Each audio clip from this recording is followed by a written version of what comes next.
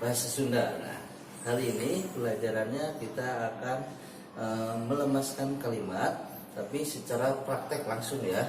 Nah, kalian boleh lakukan dengan orang tua, dengan kakak, siapa saja yang ada di rumah kalian berdua. Salah satunya ngomong bahasa ragam lomanya, salah satunya ngomong bahasa ragam hormatnya. Nah, istilahnya ini bahasa kasarnya, ini bahasa hormatnya. Nah, contohnya kamu misalkan orang tua ngomong bahasa kasarnya, kamu sama kamu dilemaskan, oke?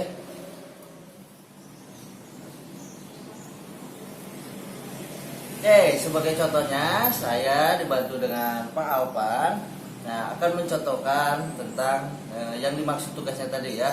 Di sini Pak Alpan akan membacakan yang ada di buku yang di halaman 56 yaitu ragam lomanya, dan dengan saya dilemaskan. Ya, contohnya seperti ini ya. Bapak mah lamun ka Bogor teh sok make bus cepat.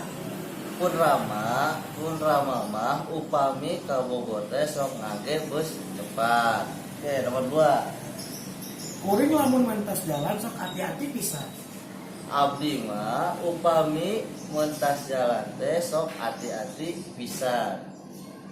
Barudak mah lamun mentas jalan teh sok gegabah. Murang kali mah upami mentas jalan teh sok gegabah. Nah, contohnya seperti itu ya. Jadi yang satunya lawan kalian itu membacakan yang ada di bukunya, ragam lomanya, terus sama kalian haluskan bahasanya. Oke? Nah, kalian kerjakan yang halaman 58 nomor 5 sampai nomor 7 saja. Jadi 3 nomor yang dikerjakan ya. Kirimkan dalam bentuk video ke Google Classroom.